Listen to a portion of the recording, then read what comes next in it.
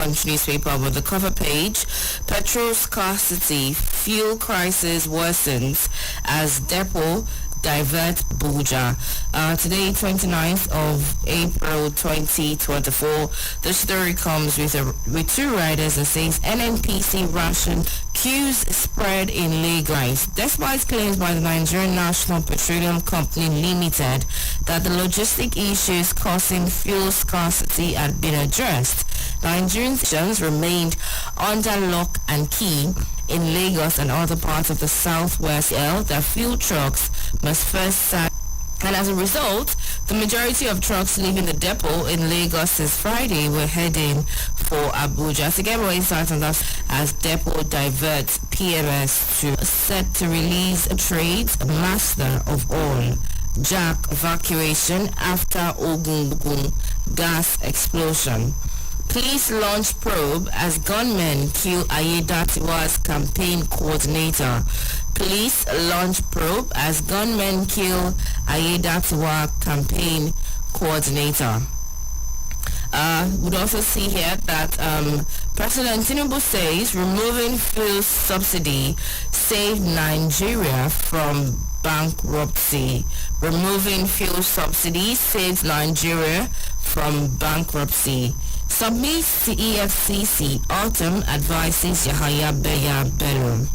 Political chess, Wikibara resumes Rivers supremacy battle. Now, man accused of cement theft jumps into Lagos Lagoon, dies. Man accused of cement theft jumps into Lagos Lagoon, dies. A male adult, simply identified as Aziz, has reportedly jumped into the lagoon at the Lekki Ikoyi Bridge in Lagos State after allegedly being accused of stealing bags of cement. The Punch Metro gathered that the incident occurred on Friday at Abaudi chasing the deceased, which led him to jump pleaded anonymity Ikoyi Link Bridge on Friday.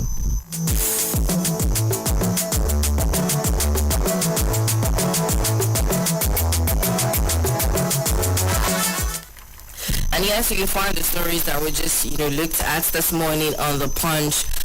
Why Naira depreciated by 23% in 4 days. Currency dealers, analysts. Why Naira depreciated by 23% in 4 days. It says here that a surge in demand for dollars in the parallel market, driven by banks and end users, combined with slow forex disbursement to BDCs by the Central Bank of Nigeria, CBN, caused the Naira last week to fall by 23% again. With us, militant kingpin, says the community. We did not summon Amagbe militant kingpin, says the community. Worry Boys call for peaceful coexistence among ethnic groups. Worry Boys call for peaceful coexistence among ethnic groups. Churak says, ignore calls to sack Utwaro PAP administrator. Ignore calls to sack Utwaro PAP administrator. Salvage Niger Delta communities. Niger Delta community motion. Governors advocate safer transportation of petroleum products. Governors advocate safer transportation of petroleum products. Labour bank tango over benefits to 1,000 announcement of right of way. You'd find on the Vanguard newspaper for the 29th of April 2024 with a cover page that reads meningitis kills 85 people in Yobe. Meningitis kills 85 people in Yobe. January and April, following an outbreak of the disease in the state. Dr. Mohammed Lawan Ghana, the State Commissioner for Health, stated this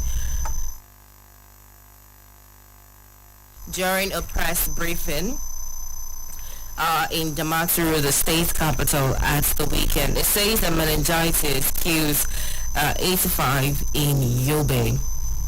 I will take a look at more stories here on the Daily Trust newspaper. It says, war on Gaza, OIC, 6 Arab countries seek operative sanctions against Israel. War on Gaza, OIC, 6 Arab countries seek operative sanctions against Israel. How prices of rice, meat, gari rose in March, says NBS. Police rescue kidnapping in Enugu, declared missing. A female student of the university on her way to school. An uncle of the student, Alhaji Zubairu Jibrin Yabutu, who is also a former vice chairman of the faculty of Mujinatu, then has her phone. Indigenous student Lord Wike over scholarships, £1,000,000 to 22 families of police of deceased officers in Delta. And lastly, we see here on the Daily Trust newspaper, Charms Fielder clergyman Bishop Kayode Williams has charged Nigerians, particularly Christians, to shun charms and occultic powers along Ajase Ipo of our garage in Ilorin. You find the story on the Daily Trust newspaper for today, 29th April 20. Calls for new constitution amendment. Calls for new constitution.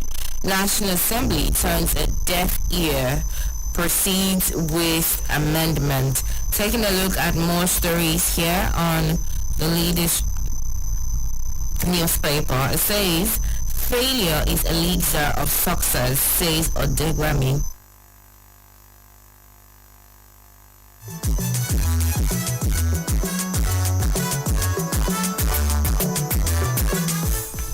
Failure is elixir of success, says Odegbami. Sunshine stars lacked direction.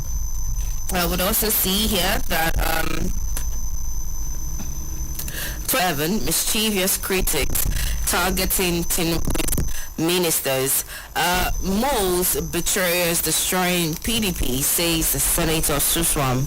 Moles betrayers destroying PDP, says Senator Suswam.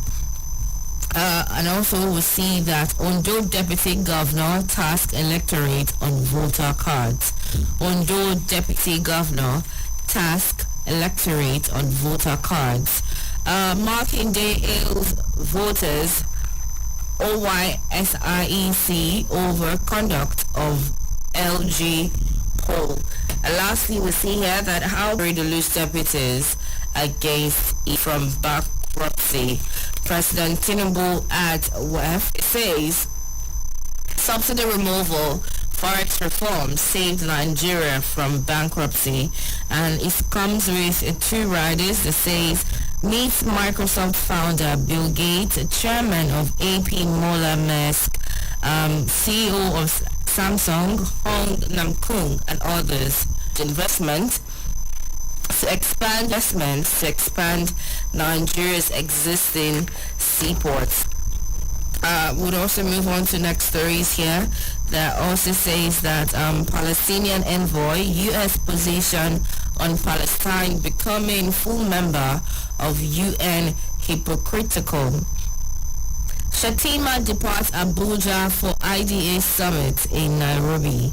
Shatima departs Abuja for IDA summit in Nairobi. Bello's opponents killed, declared missing in 8 years of his reign. Indigents and nights in Abuja filling stations as petrol supply dries up. Motorists spend nights in Abuja filling stations. The newspaper. We'll take a look at the Lagos on Oyo, Ondo, Lagos State. Motorists and others wait. We'd also see here that electricity crisis, Lagos, Edo, Oyo await NEC authorization. Lagos, Edo, Oyo await OK Zenith Bank Hold Co structure transition. Nigerian UK sensation Oshamo wows with enough innovation to Enugu State and the person's invert figure and country. You find this the half hour mark. It also to Badagry Highway design. Umahi gets presidential directive on Sokoto to Badagry Highway design.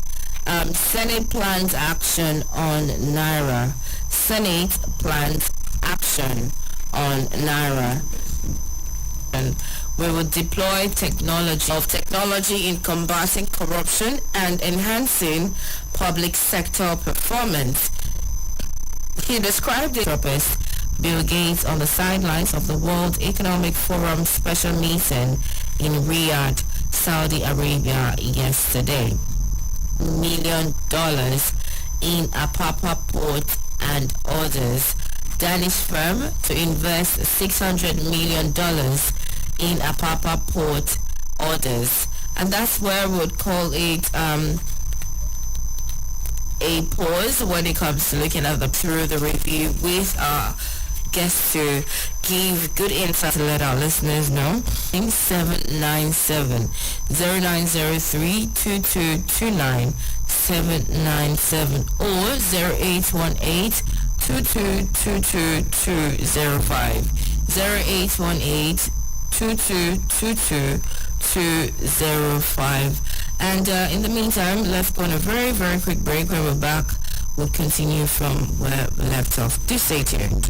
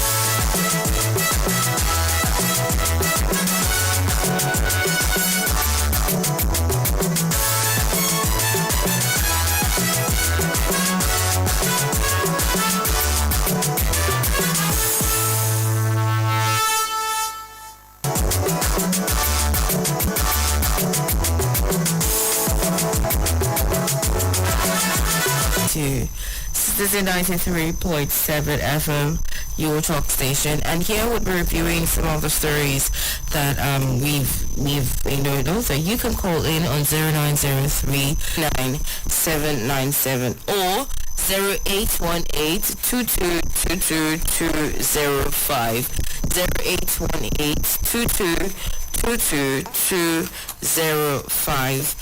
Call in and state your name, then let us know what your opinion is, what your stance is, and what you think of the stories that we'll be taking a look at this morning. And Tinubu, who says that we will deploy technology against corruption. This is a story you'd find, this is a news story you'd find on the Nation newspaper with the headline, Tinubu, we will deploy technology against our performance, and he described it where I bring on our guest analyst to let us know what he thinks about this particular story that says we will deploy technology against corruption. Good morning once again, Mr. Abdul-Aris. Good morning to all our citizens listening to us from anywhere they're listening to us. No doubt that corruption is available to any nation that wants to develop. Corruption must be properly addressed, must be strategically addressed. So, the deployment of technology is a strategic imperative. It is something that we should take seriously. You see, technology has come to simplify life for us. Technology's development of our lives. So, that we have shortcomings, that we have challenges, such issues. So, in addressing corruption, the deployment of technology will ensure that even the cost of fighting some instances, the resources deployed to fight it are as enormous as the impact of corruption itself. And so, I should give kudos to Mr. President for that critical issues in our life. And corruption is something, it has of compromising, because corruption also entails compromise of aspects of our lives. So in the process of compromising delivery of public service and goods in certain areas, lives are lost. Resources are wasted. And these are enormous. So technology reduces the cost of even fighting corruption itself. And so the resources that will have been used to be addressing corruption when you deploy technology, because technology in many times, in most instances, has least human interface. Cost rises. So the deployment of technology will reduce the cost of fighting factors that are deployed in fighting corruption. Okay, thank you very much, Mr. Abdul-Aris, for that point. Like I said, technology is taking over a lot of things, AIs and we humans.